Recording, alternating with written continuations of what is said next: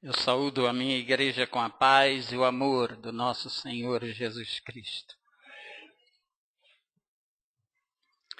Todos os que me antecederam foram honrados com a presença da igreja. Nós estamos usando o púlpito exatamente às 11h30. E eu gostaria de ser honrado também com a presença dos irmãos até o final da minha palavra. Deveria estar hoje aqui o pastor Jefferson, o ex-auxiliar, pastor auxiliar da nossa igreja. Ontem à tarde, numa reunião na Associação Rio de Janeiro Sul, o pastor Jefferson foi indicado para ser o pastor distrital de Paciência. E me pediram que eu tivesse paciência, e usasse o púlpito hoje, não para substituí-lo, mas para trazer uma mensagem para os irmãos. Nós parabenizamos o pastor Jefferson, um jovem, como muitos de vocês. Como eu também sou jovem, viu? Ainda agora falaram, antes de vocês serem jovem, eu já era jovem. Então eu sou jovem há mais tempo que vocês. Mas parabenizamos o pastor Jefferson, um jovem dedicado que, no pouco tempo, os poucos meses que o conhecemos, vimos o seu amor, a sua dedicação, o seu envolvimento nos projetos da igreja. E, sem dúvida alguma, Paciência crescerá com o trabalho desse seu servo. Eu fui informado que a irmã Dinah tinha um agradecimento.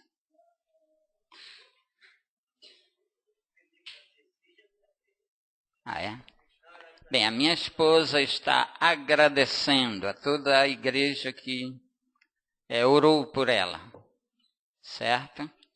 Ela está melhorando, graças a Deus, tem estado presente nos cultos, e isso é uma demonstração do amor de Deus em atender às orações dos irmãos.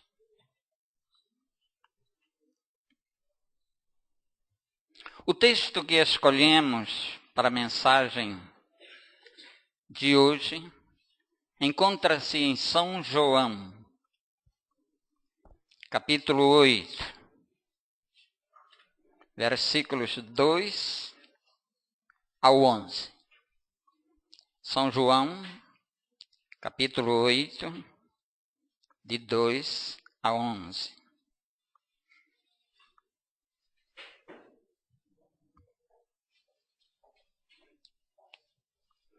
De manhã cedo apareceu de novo no templo, e todo o povo se reuniu em volta dele, e ele se assentou para os ensinar. Os escribas e os fariseus trouxeram uma mulher a Jesus, apanhada em adultério. Puseram-na de pé no meio do grupo e disseram a Jesus: Mestre, esta mulher foi apanhada em adultério. Na lei nos ordenou Moisés que tais sejam apedrejadas. Ora, o que dizes? Eles usavam esta pergunta como uma armadilha para terem de que acusá-lo. Mas Jesus se inclinou e começou a escrever na terra com o dedo. Como insistissem na pergunta, ele se endireitou e disse: Aquele que dentre vós está sem pecado, seja o primeiro a lhe atirar uma pedra. Inclinando-se novamente, escrevia na terra. Quando ouviram isto, foram se retirando um a um, a começar pelos mais velhos, até que Jesus ficou só com a mulher no meio onde estava. Jesus endireitou-se mais uma vez e disse: mulher, onde estão eles? Ninguém te condenou? Respondeu ela: ninguém, Senhor. Disse Jesus: nem eu também te condeno. Vai e não peques mais. A história desta mulher, meus queridos irmãos, apanhada em flagrante adultério, é dolorosa de se contar. Alguns homens investidos de autoridade, como nos fala a Bíblia, pegaram-na certo dia e saíram com ela. Como fizeram isso, não sabemos ao certo. O certo é que eles arrastaram aquele pobre ser humano até a presença de Jesus no templo, onde se achava a ensinar uma multidão que o escutava atentamente. Que desumanidade! Tratar uma pessoa dessa maneira. Aquela mulher, meus queridos, podemos dizer, estava arrasada. Social, moral e psicologicamente. Sob todos os aspectos, ela estava arrasada. Entretanto, aqueles escribas e fariseus hipócritas não se importavam absolutamente com os sentimentos dela, com os problemas desta pobre mulher, agastada pelo próprio pecado, derrotada interiormente pelas sucessivas quedas, enfraquecida pelas constantes ofensas por parte dos outros, incapaz de amar a si mesma, culpada e, podemos dizer, esperando apenas a morte. Para as autoridades religiosas, aquela mulher apanhada no ato não era uma pessoa. Era menos que isto. Era simplesmente um caso, um exemplo. E eles tinham suas razões para levar seu caso a Jesus. Em sua fingida reverência pela lei, em aparente piedade pelos escritos, ocultava em seu coração um laço armado para a ruína de Jesus. Lançaram mão dessa oportunidade para garantir-lhe a condenação, julgando que fosse qual fosse a decisão de Jesus, haviam de achar ocasião para condená-lo. Aqueles homens, porém, desconsideravam o seu próprio sistema jurídico e os direitos do marido de acusá-la de adultério, porque caberia a ele fazê-lo. Seu espírito diabólico havia iniciado este caso, que parecia, repito, uma armadilha, com absolutas provas para condenar a Jesus. Agora Jesus tinha que se entregar. Se ele perdoasse a mulher, conforme suspeitavam que o faria, teriam o pretexto para denunciá-lo por desprezar a lei.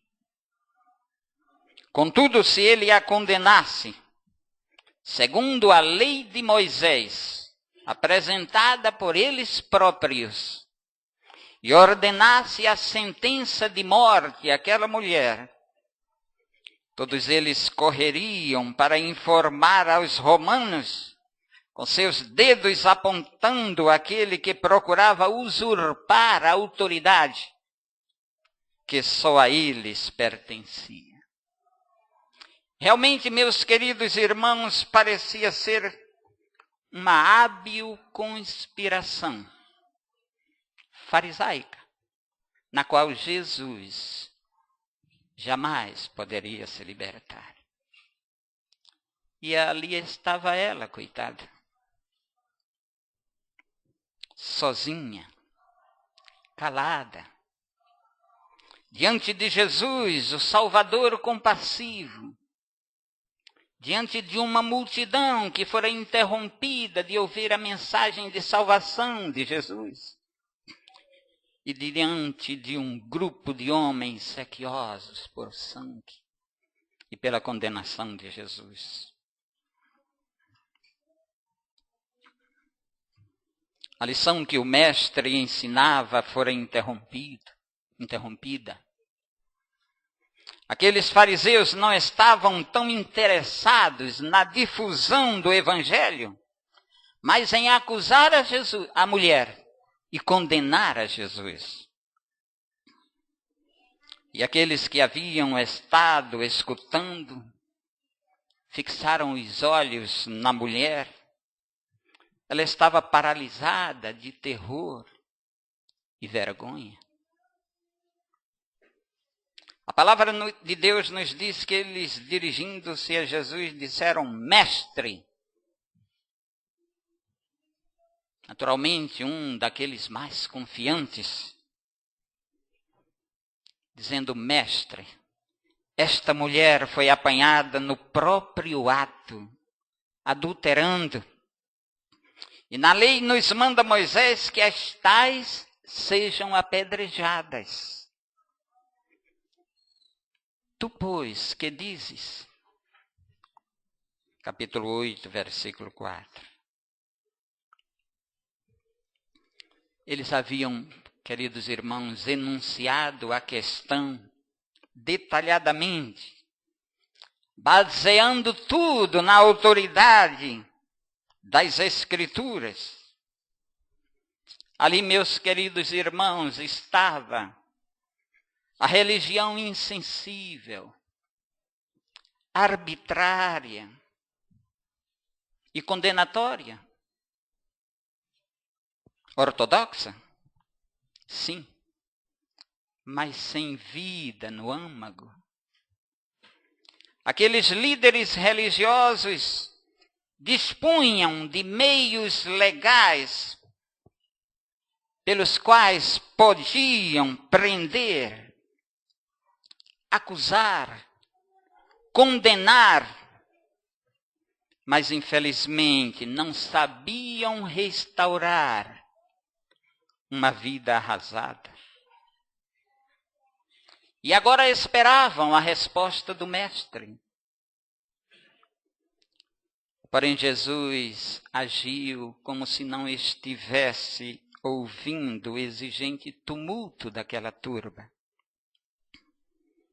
A palavra de Deus nos diz que ele, inclinando-se, começou a escrever na terra com o próprio dedo.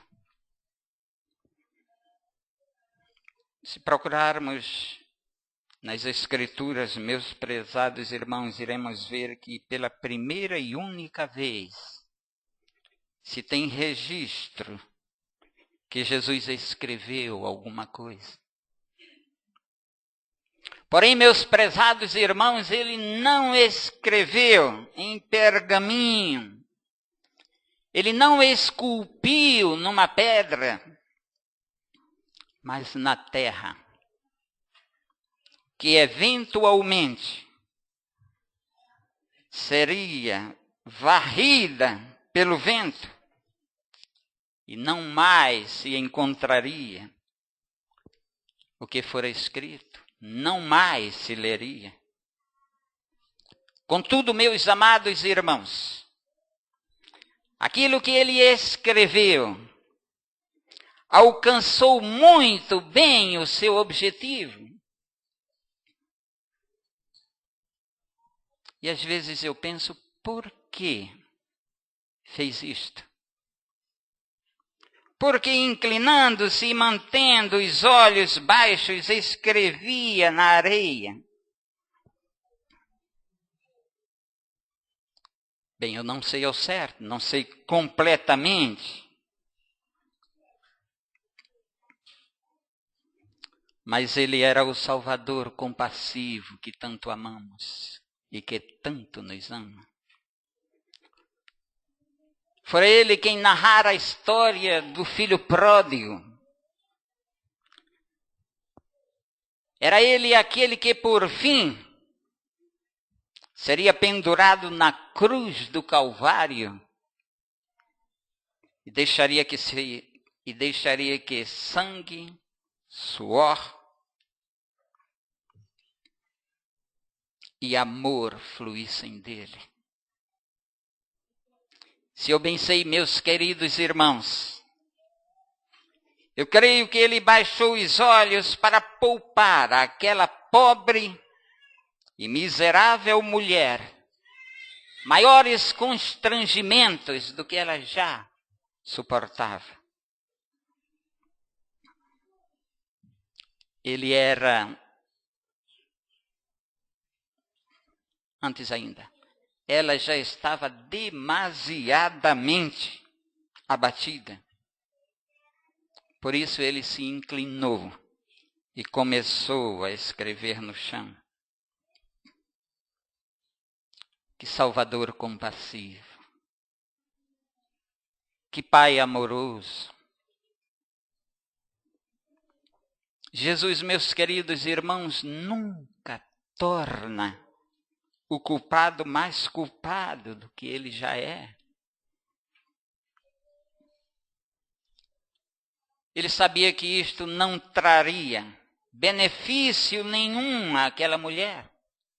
E além disso, meus queridos irmãos, sua intenção era salvar a vida dela e não acabar de destruí-la. Que lição, meus amados, para nós que somos imitadores de Jesus.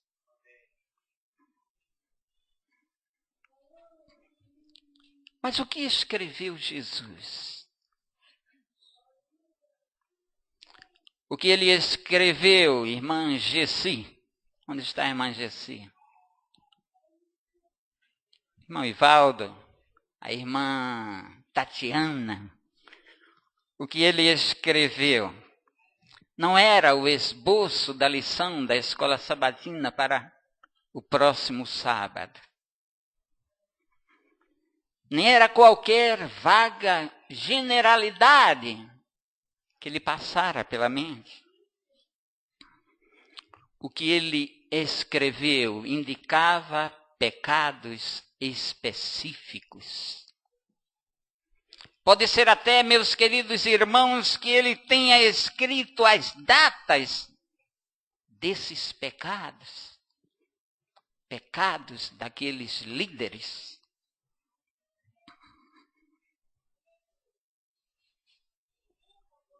O que Jesus escreveu, de qualquer forma, iria provocar algumas rápidas decisões naquela turba.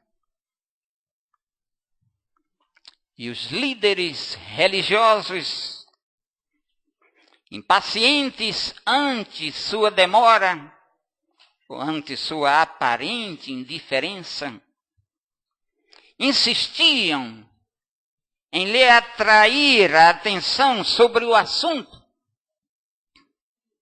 E para isso aproximaram-se mais de Jesus. Ao fixarem, meus queridos, os olhos na areia, viram o que estava escrito. A voz da própria consciência penetrou-lhe no coração e transtornou-lhe os semblantes. Ali estava traçadas perante eles os criminosos segredos de sua própria vida. E o povo que estava ao redor, olhando para cada um deles, viram a súbita transformação, a súbita mudança de expressão de cada um deles. E o povo adiantou-se para descobrir, para observar o que estava escrito. Para ver o que eles observavam com tanto espanto e vergonha. A ação dos acusadores, queridos, era de todo carecida de autoridade. Entretanto, Jesus os rebateu com as próprias armas que eles apresentavam. A lei na época especificava que nas mortes por apedrejamento, as primeiras pessoas a lançar a pedra seriam as testemunhas. E eles eram as testemunhas. Jesus, então, erguendo-se e fixando os olhos em cada um deles, olhando olho a olho aos anciãos, autores da trama, disse-lhes o seguinte, isso está em São João 8:7. Aquele que dentre vós está sem pecado, seja o primeiro a lançar a pedra.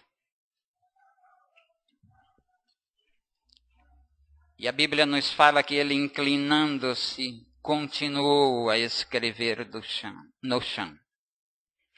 Desta vez, meus prezados irmãos, provavelmente, para poupar a eles a vergonha.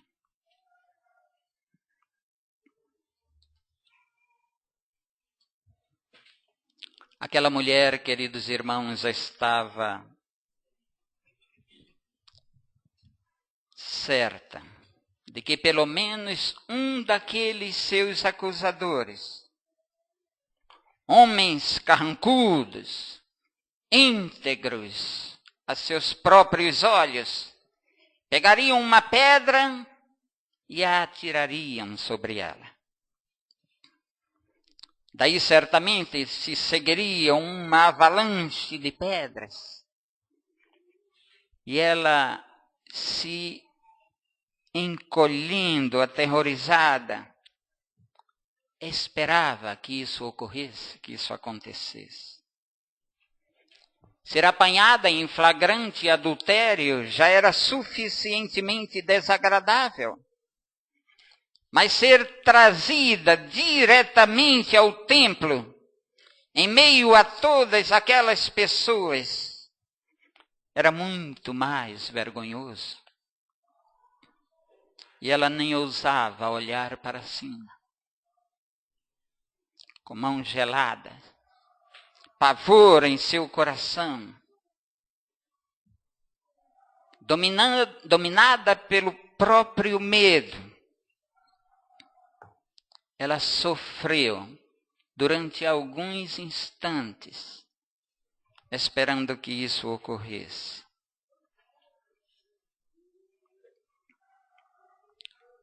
Jesus, meus prezados irmãos, seria bom dizer, não pusera de lado a lei dada por Moisés. Pois não se quebra a lei quando se age de maneira amorosa e redentora, porque o imperativo supremo da lei é o amor. Nem fora de encontro à autoridade de Roma.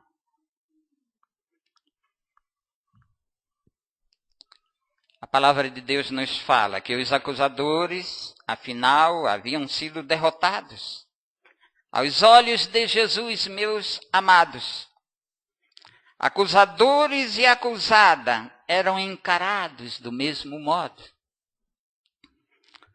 Havia uma diferença. A diferença era que a mulher já iniciara o processo de libertação e renovação, enquanto seus acusadores estavam bem longe disso, envoltos em uma aura de justiça própria. Jamais se dobraram para o arrependimento. E uma vez rotas as vestes da pretendida santidade, ficaram culpados e condenados em presença de Jesus, em presença da infinita pureza. E agora, temendo que as ocultas iniquidades da vida de cada um deles fossem expostas à multidão, um a um, nos diz a palavra, a partir dos mais velhos ao mais jovem, cabisbaixos e confusos, se viraram e saíram da presença daquela luz que lhes ardia a alma. E provavelmente, queridos, só permaneceram ali as pessoas que o ouviam antes e a mulher no centro. Foi então que o Senhor começou a tratar do problema da mulher. Ele já a salvara das mãos dos seus acusadores. E ele tinha total autoridade,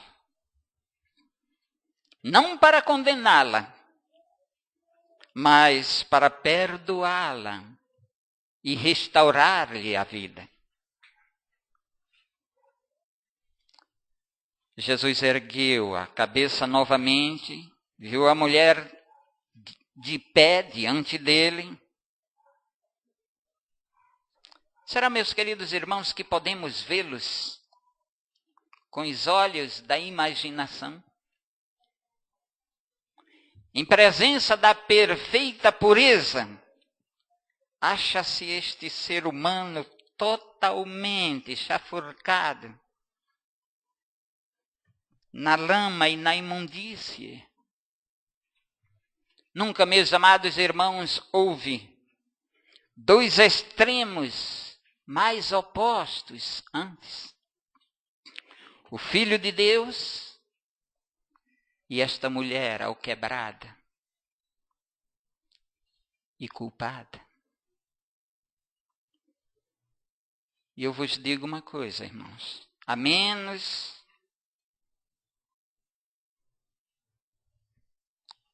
nós próprios, a menos que tenhamos uma atitude farisaica, podemos nos ver representados por esta mulher. Em São João capítulo 8, versículo 10, nos diz: mulher, onde estão os teus acusadores? Foi o que Jesus falou-lhe. Notaram, meus queridos irmãos, que até aquele momento ninguém lhe dirigira a palavra?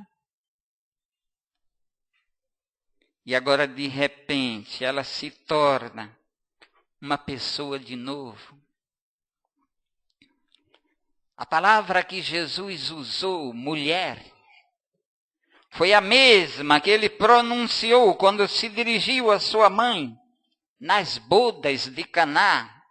Isso está em São João, no capítulo 2, versículo 4.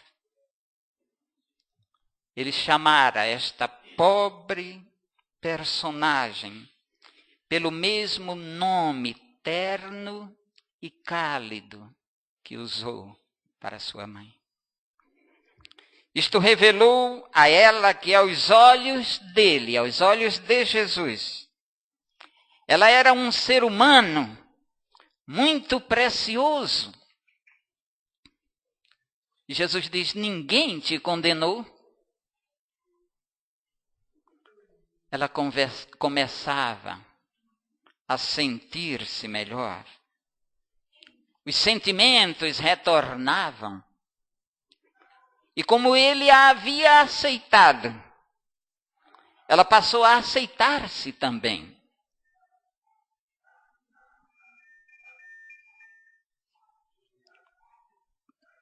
Perdão, aqui é ciclo de oração. Nós temos o costume de ao meio-dia orarmos.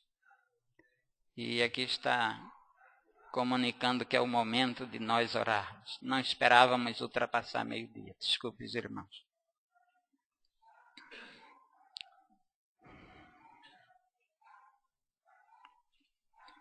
Eu dizia, os sentimentos retornavam. E como ela havia aceitado, ela passou a aceitar, como ele a havia aceitado, ela passou a aceitar-se também. Teve a coragem de olhar para si mesma com arrependimento. O arrependimento do cristão, meus amados irmãos, não começa quando ele é condenado. A condenação somente conduz ao desespero. É o amor que leva ao arrependimento. E Jesus bem sabia.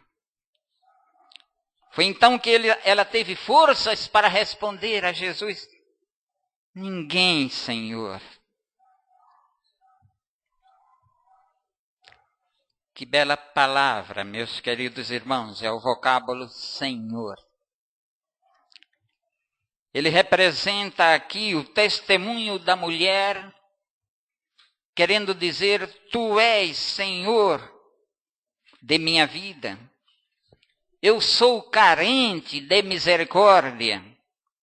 E estou aqui de pé somente porque tu intervieste em meu favor.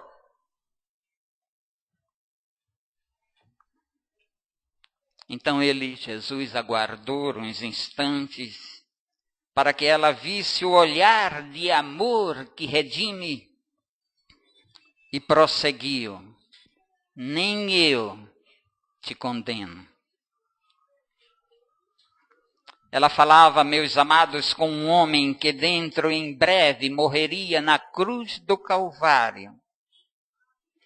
Ele se negara a condená-la, porque ele iria receber em si próprio essa condenação.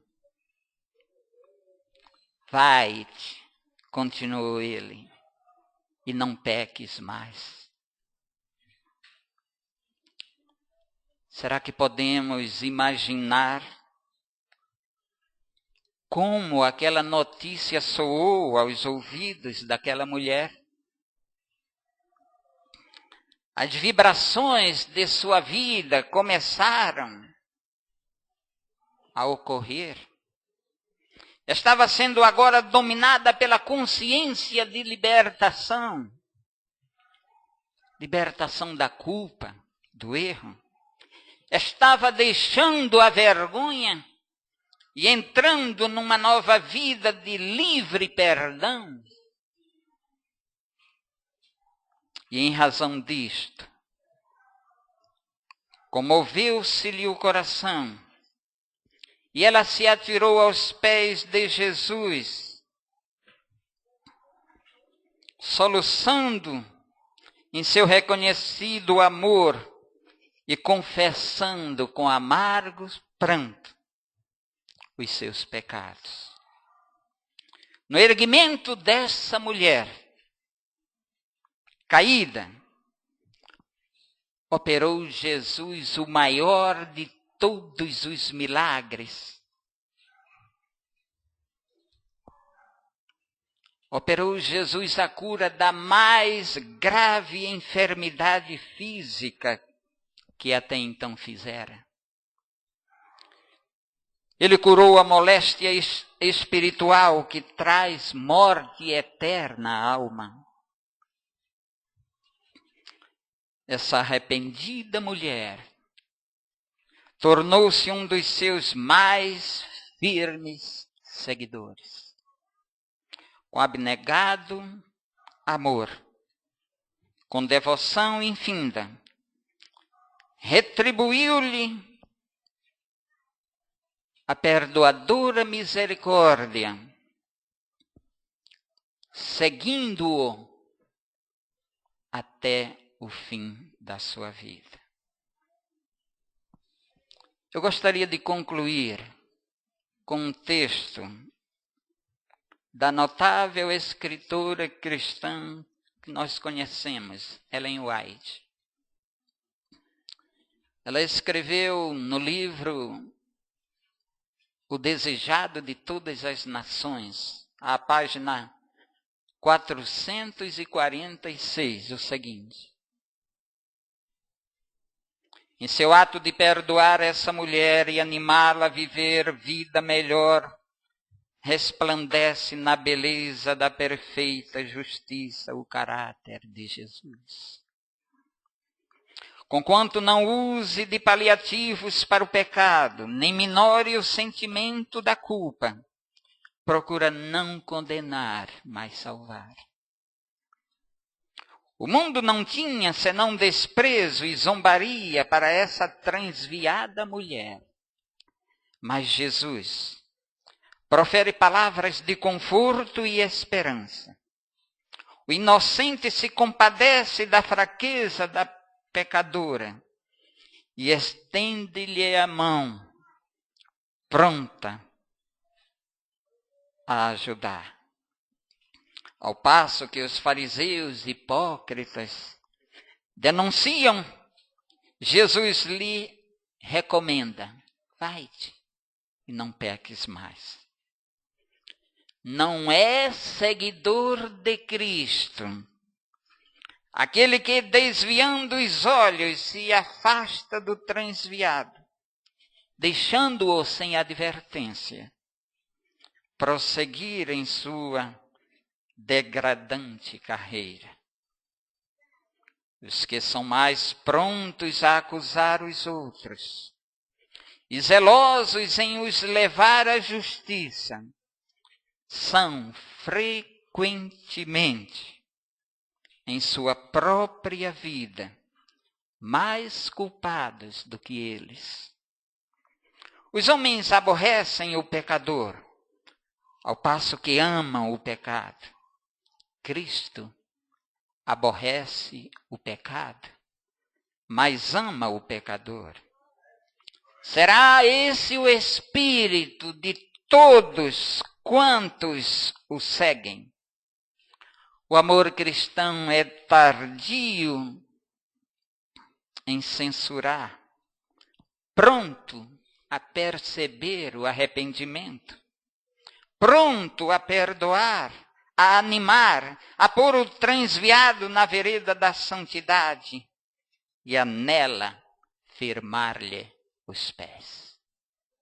Que Deus nos abençoe, meus amados irmãos, a fim de que a mensagem que Deus nos envia através da sua palavra seja uma mensagem frequente, diária em nossa vida. Que amemos. Somos todos irmãos. Eu não vou completar braços dados ou não, porque estamos de braços. Que a mensagem fortaleça a nossa fé, o amor em Jesus e o amor a todos. Amém.